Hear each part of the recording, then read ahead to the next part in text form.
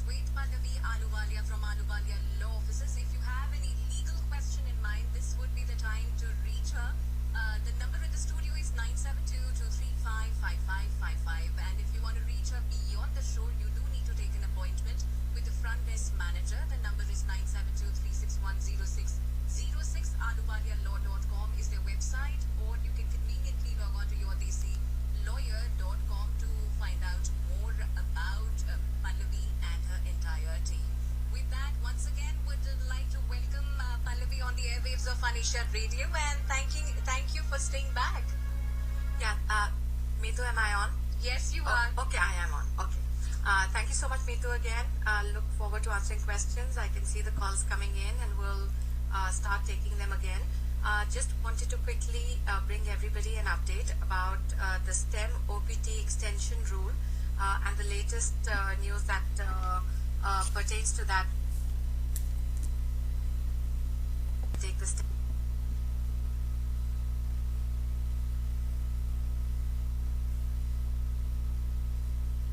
OPT out because by the notice of proposed rulemaking, which is a certain procedure to be followed under the Administrative Procedures Act, and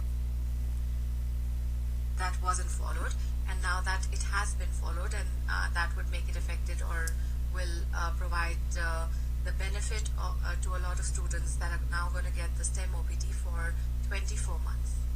All right, perfect. Thank you for sharing that with our listeners, and let's roll to taking more calls on the airwaves. And with that, let's go to our next caller. Anisha Radio, you're live on the air. Go ahead and ask your question.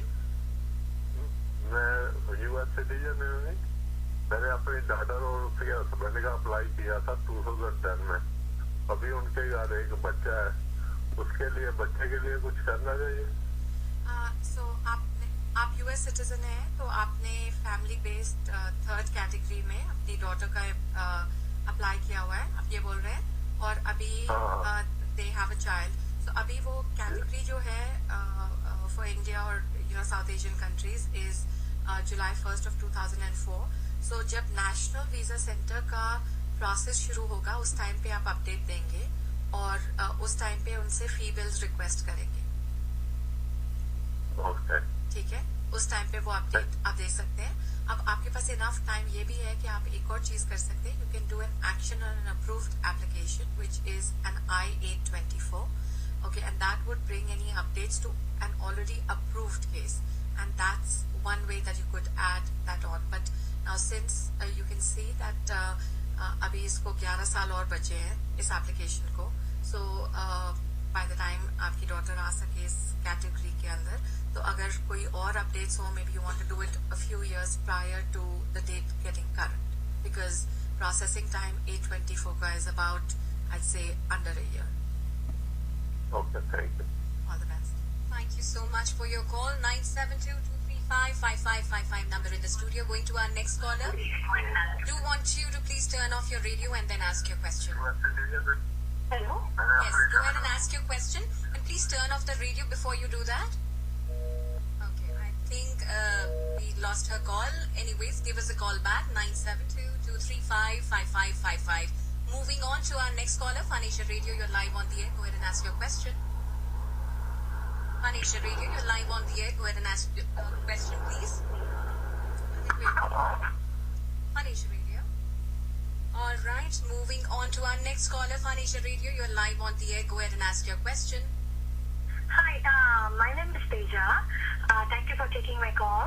I have a question for Ms. Pallavi Ahluwalia. Yes, please go ahead.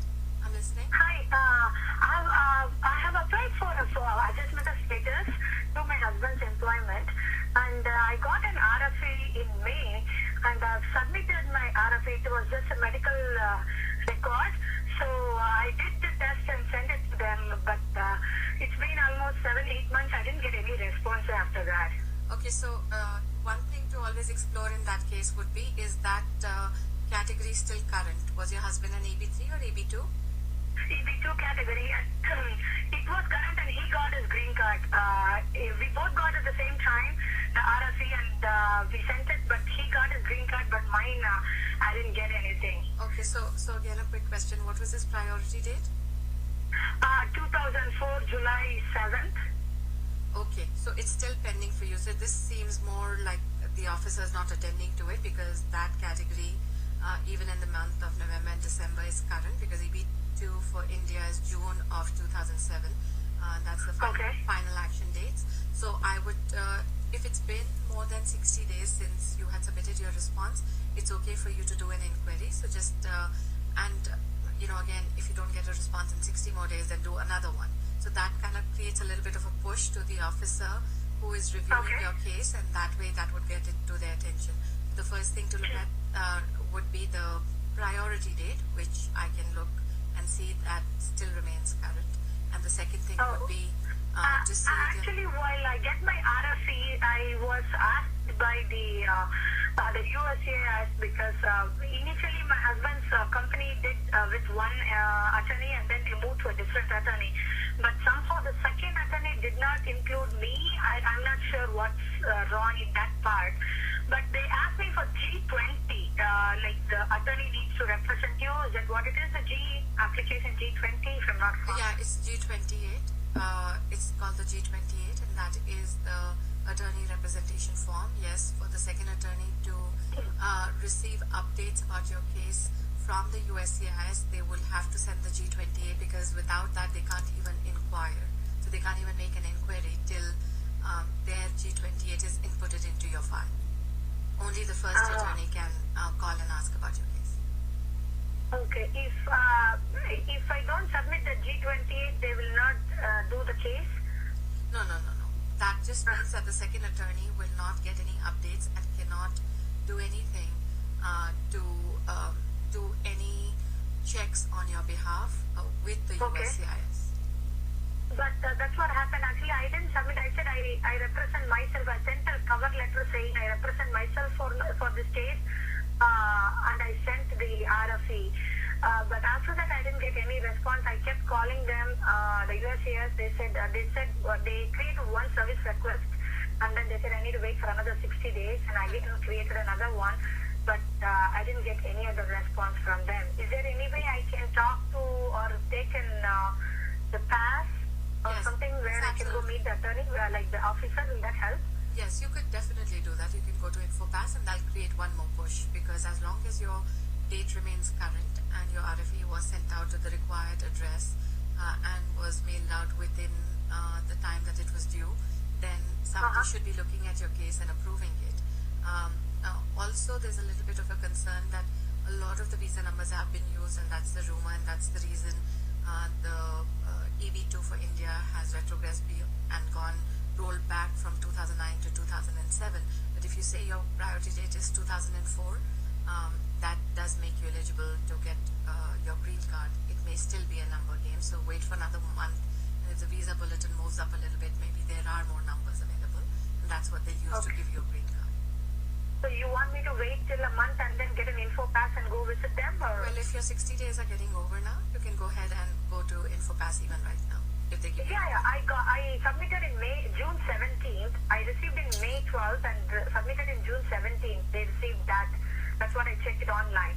And I called them again in August, end of August. They said it's already 60 days over. I created a service request. I talked to the customer service, the people who took the phone. They created a service request and they said you need to wait for 60 more days. That was in August, and again it's November. I don't know what to do. Do I need to take an info pass and go, or I would just go. No, I think it should be prime right now for an info pass appointment because you have it since that time. So go ahead. How do I go online that the USCIS website and take an info pass? That's all I need to do. Correct. All right, thank you so much for your call and all the very best to you. I know all your concerns are genuine and that goes for all the callers, but we do want you to keep your question brief so that we can give chance to the others who are waiting in line, and they are waiting so patiently. Thank you for your patience and going to this next caller, Fun Asia Radio. You're live. Go ahead. Hello. Go ahead. I have a question. My daughter, she is on H1. She's working in a hospital as FMC, and we intend to have her visa stamped. So she should go to India or Canada for the stamping. So is this going to be her first time stamp? Pardon? Is this going to be her, we have a lot of background noise. If you want to just kind of lower the volume on your radio, then I'll be able to hear you a little better. Okay. Go ahead. Yeah, turn off the radio and yes, Yeah, continue. now I can hear you. I don't hear an echo anymore. बोलिए. Okay, so if this is her first time stamping, then she has to go back to the home country. So if she's been stamped before, then she can try Canada also. Earlier, she was on F1 visa. She was on an F1 visa, so this is the first Yeah, time. she's working in a good hospital, NYU, Okay. So as FNP. okay, so she'll have to go back to India. I can still hear an echo. Maybe you want to just take down the one, Mito. So, so to answer that question, she will have to go back. There are instructions online at the U.S. consulate site as to the forms that she has to fill. She has to go through the DS-160 forms. She must have an offer letter from the employer if she's been working already. She can also show her pay stubs and her degrees and everything that she has from there. That would be part of the documentation that she will require to go out to for stamping. Alright, thank you so much for your call. Going to our next caller, Phanisha Radio. You're live on the air. Go ahead and ask your question, please. Yeah, I have a question to Ms. Pallavi. Recently, I got my green card in this September, and then now I'm going to roll off from my company. I mean, they're laying off me from their company on this weekend. So will it be a problem to get my citizenship? Because I heard that after getting GC, you need to stick with your company for 180 days, right? So what are the options? Like, Okay, so I don't know if we have. right now. Yeah, so I think I'm not sure if I can join the job very quickly or not. So is it mandatory to have 180 days after getting GC in order to get your citizenship? okay. So there was a lot of disturbance in your voice, but I think I did understand the gist of your question. And what I understand is that you've just gotten a green card and that you are rolling off from your employer. You got that just last month, and that now you're changing employers, and that would impact your naturalization or not. Now the rule does say that this is permanent employment and it's bona fide. Now the bona fide aspect of it could be shown by how long you worked for that employer, and if you had worked for that employer for a while prior to you getting your green card, then that goes to prove the bona fide relationship. Now things do change, and sometimes with a change in the intention either of the employer or you, or something that happens that you move on, that's fine. It should not look that you just walked away with your green card, and in that sense staying there for a little bit longer, which the 180 days parallels the AC21 provisions, is not a bad idea. I have not seen this impact the N400 just of yet. It has not been an issue that USCIS has been tied to yet, but that doesn't mean that they won't go to that particular issue another time. So I know that we probably, let's try if she... I have disconnected the call because the line was quality, bad. the line was bad. I got The quality wasn't very audible. So moving on, and I hope that it answered her query entirely. Moving on to our next caller, once again, 972-235-5555, number in the studio. This is Your Business Matters with Pallavi Ahluwalia from Ahluwalia Law Offices. Their number 972-361-0606. If you want to seek an appointment, that would be the number to call. ahluwalialaw.com, their website. Going to the next caller, Phanisha Radio. You're live on the air. Go ahead and ask your question, please. Hello. Yes, go ahead and ask your question. Yeah, good morning, ma'am. We applied for 485 for my wife. Okay. We applied in October. We did submit the medicals by applying 485. Okay. So we need to wait till they ask us to submit the medicals. Yeah, so it is still a current date? Is this still a current date on the visa bulletin? Yeah. Okay. We already applied 485. So our priority is 28 December 2004 EB3. Okay, got it. All right. So yeah, I mean, yes, you should be able to get. So there is either the requirement that you do that when you submit your 485, and if you skip that and you're waiting on the government to reach out to you, and they can do that also, then you'll have to just wait for the notice notice from them that says that your wife needs the medicals and she needs to submit them in a sealed envelope. Okay.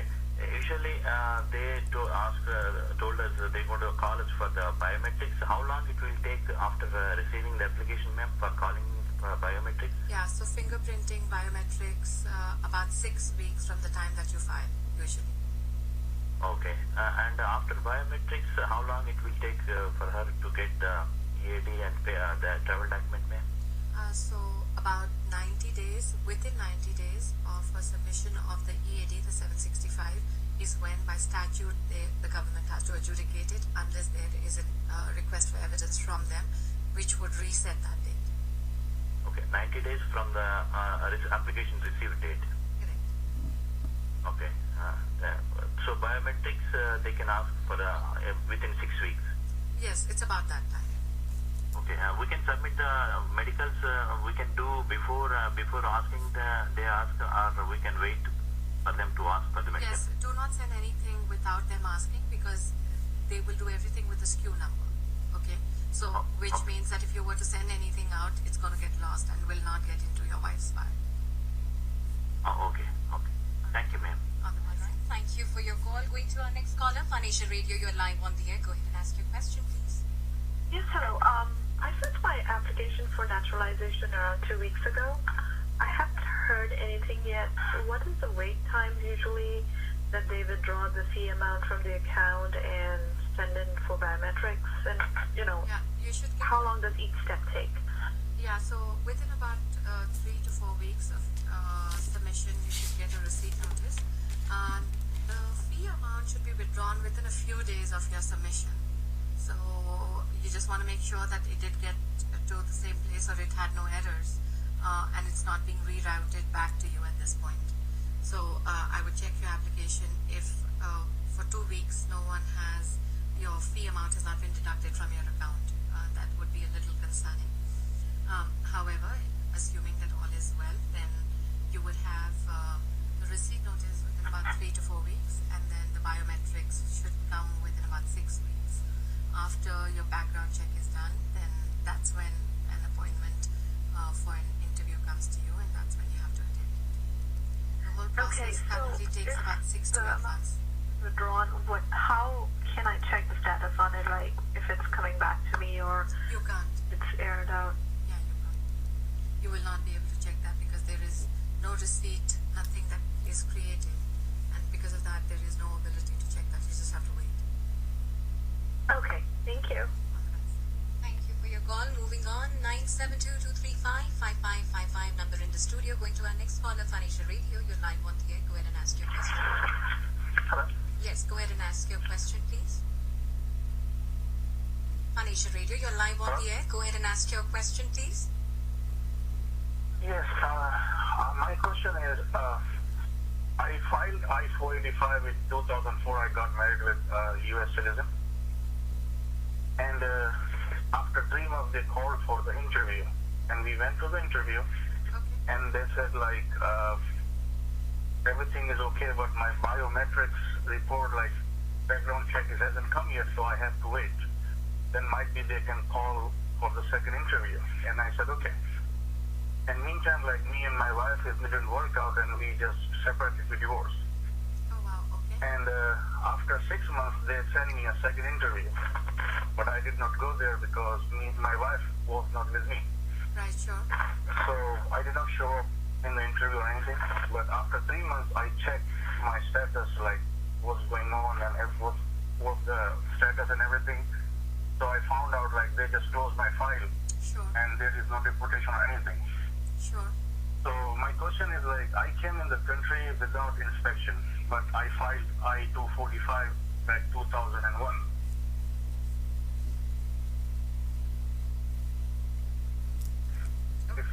For my first marriage, so I cannot use second time the same I-245.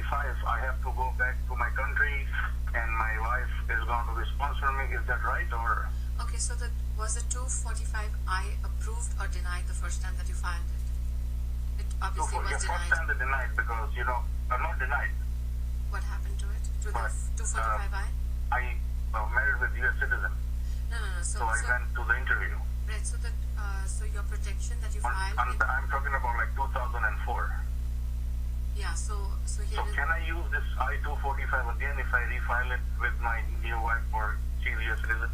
Right. So as long as the petition that was filed was bona fide at the time that it was filed, you will still have protection of the 245I. So the So I can still use it, right? you may still be able to use it if they consider that the application that you had filed was a bona fide one, and it was bona fide when filed. Okay, so it's going to flow down to a discretion that the officer will exercise in examining that. So at the time that you went for your interview, if you were with your spouse and everything seemed fine, and that's the reason you were filing for the 245I, that should be fine. Now, you said that you did file it in the time that your the 245I filings were open, correct? You did file it at that time? We're talking about 2001, 2000, before the sunset of that provision, correct? Okay. And it got denied. But what we have to be able to establish so it got denied procedurally, right? And the procedure was that you did not show up for your interview, or you were no longer valid. Yeah, the second interview I didn't show up, yeah. So the USCIS can examine it in two different ways. One way that they can look at it is that it was no longer bona fide, so that means that provision and its covering you would not be valid anymore. Okay, and the other way they could look at it was that you got denied because you did not show up for the second interview or whatever they had set up, or the request for evidence in which they wanted information from you. So based on that, it would be a decision that the government will make. So once you get married again and you were to file, you can still try to do the 245I. And again, unfortunately, with the government, when discretion comes into play in that examination, it is not anyone that can tell you that this will for sure work or not work. All right? Oh, okay. Okay, thank you. All the best. Thank you so much. We have just a minute left, and I think it would not be wise to take another caller on air. I know, Pallavi, you're smiling at me right now. Should I? Quick one. Quick one. We really have to take this. Okay. We lost the call. We lost the call. So any final updates, anything that you want to add on?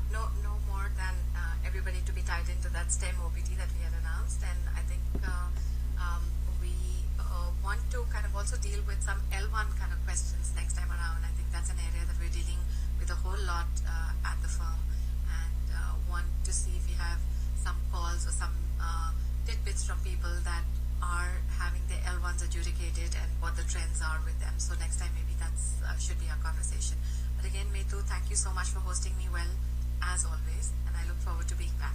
It's absolute pleasure to have you in the studio and on the airwaves of Anisha Radio 104.9 FM. See you next time, next Wednesday. Okay.